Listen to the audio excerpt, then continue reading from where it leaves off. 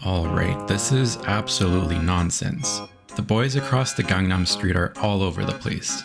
This is unacceptable. Sir, I think I have an idea. Well, what is it?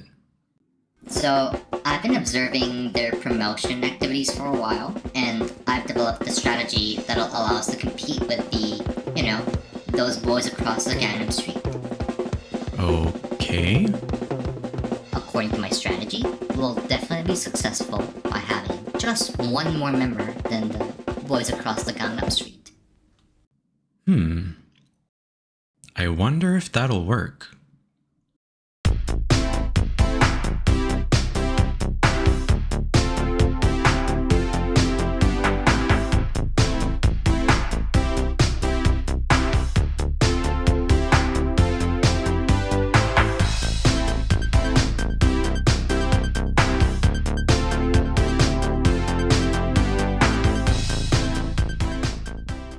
Hello everyone, welcome back to yet another episode of your favorite YouTube series, the History of K-Pop Season 1, where we've been taking a trip back in time to go through all the amazing moments that caused a craze back in the 90s.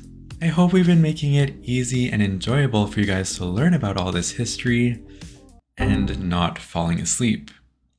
In order to make learning more effective, it is important to review the materials. So let's do that. 중요해요. During our first 9 episodes, we introduced you guys to the absolute core fundamentals of the current K-pop industry. That surely was a long intro, right? Not only did we talk about the fundamentals, we also discussed how a paradigm shift had occurred, brought to you by Sechs Boys, which led to many, and I mean many, changes to the K-pop industry. Literally, the K-pop industry would not have grown the way it did today if it wasn't for Sechs Boys. This paradigm shift introduced some new features to the industry, including the term idol. And in our last 4 episodes, we covered the first ever K-pop idol group, H.O.T, who materialized all these new changes and created a brand new market within the Korean music industry. H.O.T's debut was the official starting point of the K-pop idols, and the group was basically unstoppable when it came to tasting success. But here is the thing. A simple market theory says that if someone becomes very successful in an unpopulated market, there are always others entering this market to share some of that sweet pie. 당연하죠. And guess what? We're going to learn about one of the first generation K-pop idol groups who also shared that pie with H.O.T. Can anyone guess who this group is? I'll give you guys 10 seconds to leave your guesses in the comments down below. 10 seconds later. Alright, let's see if any of you got the correct answer. The answer is... it's Sechs Kies. Some of you may have heard of Sechs Kies, and some of you haven't, but we assume there is still a ton of fun information that you guys may have never heard about them before. For instance, have you ever wondered what their name means and where it comes from? Or does anyone here know how to pronounce this name properly? Wait, is it even English? But anyway, it's time for another journey back in time with the History of K-Pop Season 1. Continuing our coverage of the first generation of K-pop idols, we'll be taking an in-depth look at Sechs Kies, one of the biggest groups from that era, alongside the unstoppable H.O.T. We'll start with a brief introduction to the group, then we'll get into their promotions and accomplishments. Basically, the next several episodes will fill you in on pretty much everything you need to know about Sechs Kies. So, without further ado, let's get right into it. Let's go! Before we get into these smaller details, I'll give you a quick overview of the group's most significant aspects. Sechs Kies is a 6-member group formed by DSP Media. the same agency that created groups like Kara and KARD. The name of the group, officially pronounced as Sechs Kies in Korean, according to Jinho, actually means 6 crystals in German, according to the German language. In Korea, their name is often abbreviated to Jaeki, which I would assume is done because, well, actually according to Jinho, a lot of Koreans seem to like to shorten a lot of their words. 너무 많아요. Though their name is likely pronounced differently in German, or maybe even in English for that matter, I'll be pronouncing it as Sechs Kies in this series, similar to the Korean pronunciation. Also, Jinho and I don't know German. Nope. We said there are 6 members in the group, so we definitely have to introduce them to you, right? Well, let's get to it right away. The 6 members of Sechs Kies are Eun Ji-won, the leader, Lee Jae-jin, Kim Jae-duk, Kang Sung-hoon, Ko Ji-young, and Jang Soo-won. However, it should be noted that Kang Sung-hoon and Ko Ji-young are no longer part of the group as of now. The group officially debuted on April 15th, 1997 with the song School Byolgok or Hagwon Byolgok, sometimes referred to as School Anthem, from their debut album. The translation struggle is real when a song's name is so uniquely Korean. As discussed in previous episodes, Sechs Kies was known to have a rivalry with the unbeatable H.O.T during the 90s. Though H.O.T experienced greater popularity overall, and this rivalry was largely fabricated by the media, Sechs Kies would grow to truly compete with H.O.T from the release of their third-ish album and onward. I'll explain what third-ish album means later on. Alright, continuing on. A unique aspect of Sechs Kies was that the group was divided into 2 different units, Black Kies and White Kies. Black Kies was made up of Eun Ji-won, Lee Jae-jin, and Kim Jae-duk, while White Kies was made up of Kang Sung-hoon, Ko Ji-young, and Jang Soo-won. However, this unit concept was only used for a very short time, and they never actually promoted as separate units, which is unfortunate. Hence why it was more so a concept than a way to operate. Putting that confusing concept out of the way, something the group is quite well known for are their good-looking visuals. How gifted.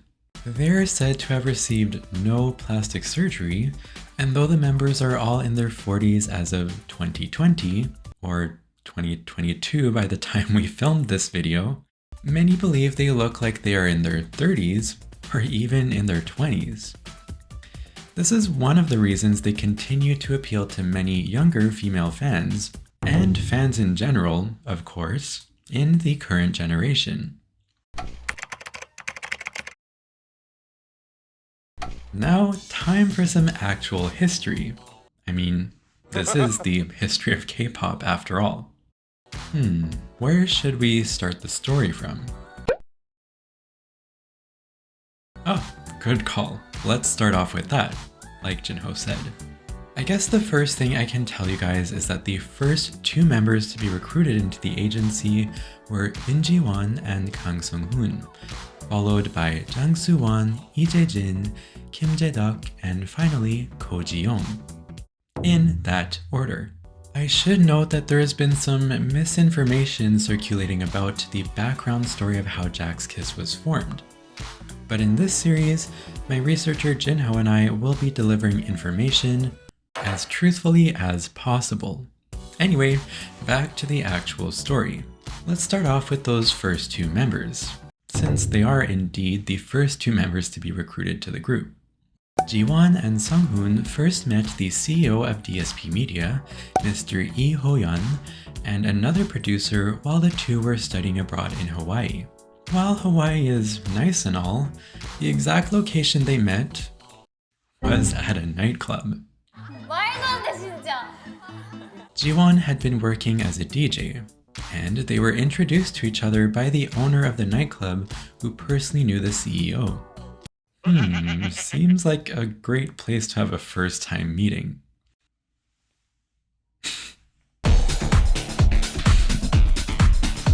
Wiki.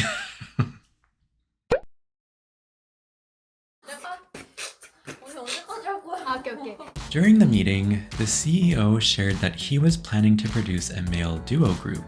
Yes, not a 6-member group like we just said earlier, which led the nightclub owner to recommend that he meet Jiwon and Sunghoon. After they both had an audition on the spot, again, such a nice spot to hold an audition, the CEO asked them if they wanted to become singers, and they accepted his offer.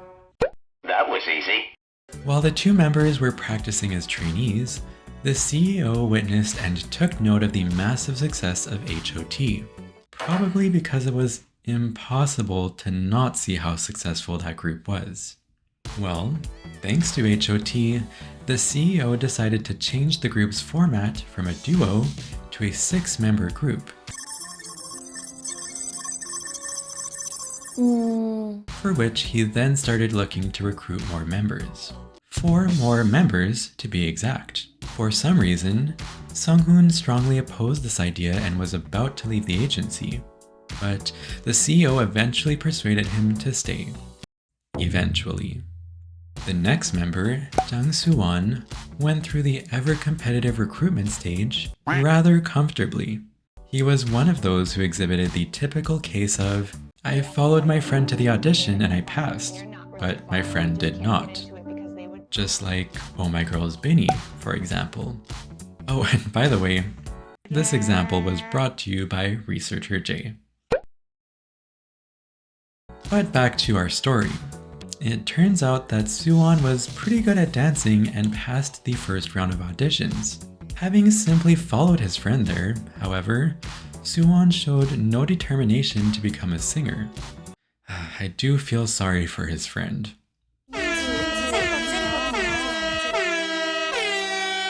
At one point, the CEO asked Soo-won what he was good at, and he simply replied by saying, nothing. Which is something I can highly relate to. Somehow, this response was an appealing point to the CEO, and Soo-won passed the audition. That was easy. Reportedly, it was DSP Media that pleaded with him to attend the second round of auditions. What an amazing luxury, I must say. Park So-hyun, an actress who was under DSP Media around the same time, also witnessed a similar story about this, which she discussed on her radio show, SBS Park So-hyun's Love Game, which is, again, the evidence of luxury that we just mentioned earlier from his audition at the agency.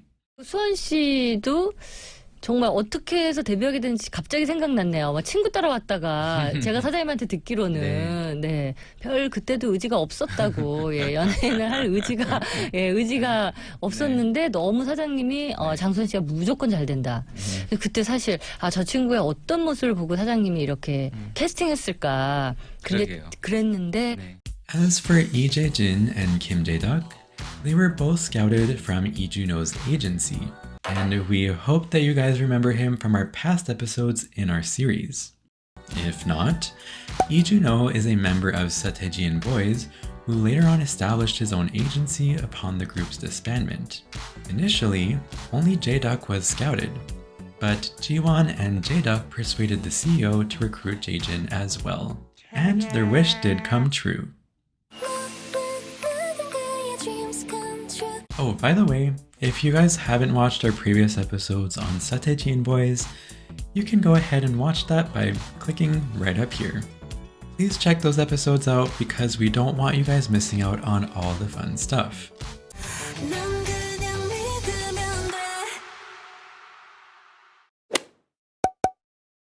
Okay, continuing on. Ko Ji-young, the final member, was scouted when he first met the CEO at the airport, when Sunghoon was returning to Korea from Hawaii. Wow, that sure is a nice little surprise. This didn't happen without a reason, of course, but rather, Ji-young and Sung-hoon have been longtime friends since they were kids. Upon the CEO's initial several scoutings, not one, but several scoutings, Ji-young declined those offers many times, making the job of the CEO much more difficult than it needed to be. But ultimately, Ji-young decided to join the group after Sung-hoon's continuous persuasions. Rather, endless persuasions, which eventually ended. Now, this is kind of an aside, but if Ji-young accepted the offer earlier, the recruitment order could have been different. 당연하죠. So we now have all the members together, and you're probably wondering about the next part, right? Well, it's of course time to look at their promotions.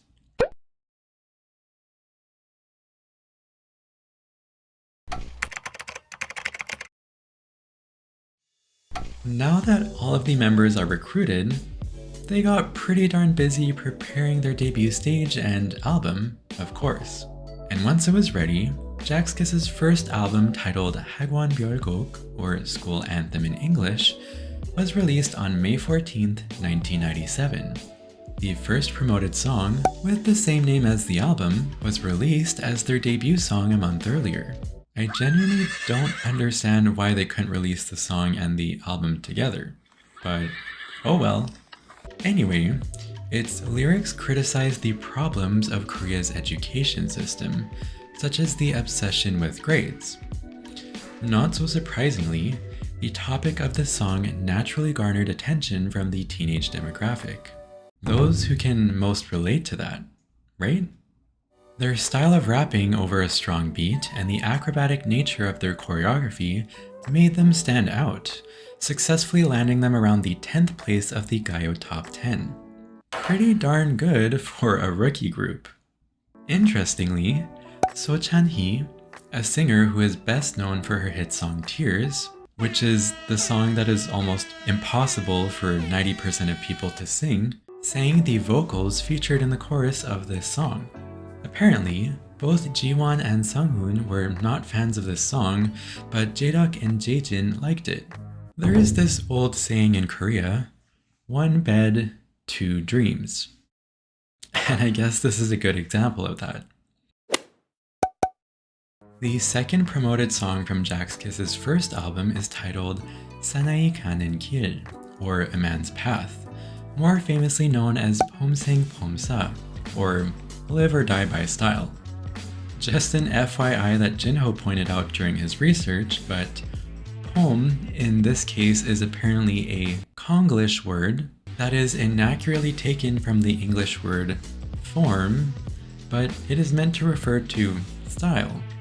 Despite the fact that this is inaccurate, this word is still commonly used in Korea today. Anyway, back to our story. Pomseng Pomsa is actually quite a significant song for the group, as it allowed Jack's Kiss to rise in popularity and become one of the top idols at that time. At first, Ji-young did not want to promote this song, but Jiwon pushed through, somehow and in some way, and eventually got the promotions to go forward. Unlike their first song, this song was more exciting and friendly to the public, allowing the group to rise high up on the music charts. And of course, with their popularity as well. Funnily, the composer of the song created it after seeing the immensely massive success of H.O.T, which made the composer think the group needed a song more friendly to the public. I wonder what song we need for our immensely massive success. Aside from these two songs, Yeonjung, Baeshingam, and Giyak-haejule were other non-title songs from their first album, which were still well received within their fandom. Another aspect that allowed Jack's Kiss to gain popularity after debut was Kim Jae-duk's dancing and his Busan dialect. His dancing skill was already good enough to attract a lot of attention, and his Busan dialect made him sound more friendly, I suppose. Some of you guys could relate to this if you've heard someone speak Korean in the Busan dialect. 뿌잉 마산 사람 아이가? 그래. 내 여자 사람이다. 같은 갱상도 아이가. In addition, they were featured on a TV show called Saturday Everyone Go, Jack's Kiss's school anthem from KBS2 TV, which allowed the group to gain further exposure to the general public. Jack's Kiss's second album, Welcome to Jack's Kiss Land, was released only 1 month after the end of their first album promotions on November 13th, 1997. There were 4 promoted songs from the album. That's right, 4 promoted songs, which were 기사도, 탈출, 말괄라이. 다시 해볼까? 말괄야. 다시 해볼까? 말괄량이 길들이기 and 거절의 이유. The title song, 기사도, or Chivalry, was well loved for its addictive chorus, and the rest of the album included songs from multiple genres like house, funk, and hip-hop. This album solidified Jack's Kiss's position as a top dance idol group in Korea and helped them break various records. For example, they achieved first place on SBS TV Popular Music for 4 consecutive weeks with 기사도, were first place nominees for Pop Song Top 10 and Inkigayo Best 50, in addition to winning several year-end music awards from almost every broadcasting station. Ooh, that was a very long sentence. Calm down. Calm down. Whoa. About a month after the album release on December 21st, 1997, the group held their own concert at the Sejong Culture Hall main auditorium, being the first dance group to do so. The concert made headlines as the tickets were almost immediately sold out after going on sale. And these were probably all in-person purchases back then. As an FYI, the insurance for the concert was worth several hundreds of thousands of dollars in order to cover any potential major accidents that might occur during this event. I'd say this is a smart thing to do, especially having seen some wild actions in Reply 1997.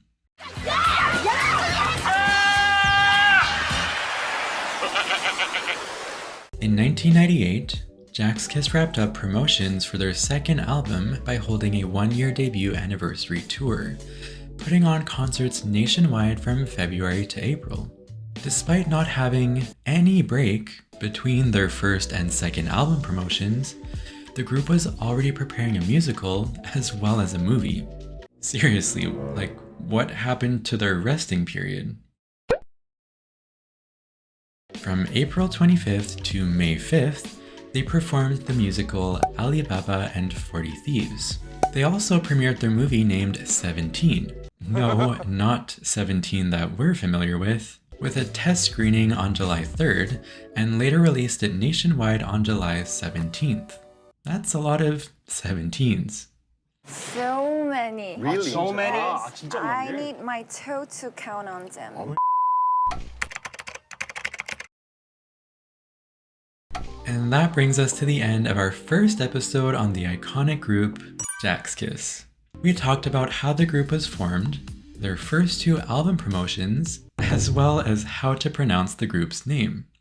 Not gonna lie, I never really looked into this group before because their name really, confused me, I guess. But now, I actually know what it means. And even as we wrote the scripts for this, I definitely got to know more about them overall. How about you guys? Did you guys already know how to pronounce the group name? And what did you guys think about how the group came together? Let us know in the comments down below, because I always enjoy hearing from you all. Let us know if we missed anything in today's video or if anything needs to be corrected. And please leave any questions you have throughout the season on any particular video in this series, as we're planning to have a special review or Q&A episode at the end of the season. In the next episode, we'll be continuing our exploration into the world of Jack's Kiss by discussing the rest of their album promotions, their album sales, and their insane amount of schedules. Be prepared, because it gets pretty crazy. 환장까지 하시는구나. 그럼요. So stay tuned to get all the interesting details next week. As always, thank you so much for watching, and please hit that subscribe button so you don't miss out on the next episode. Remember to stay awkward, and I will see you all next time. Bye!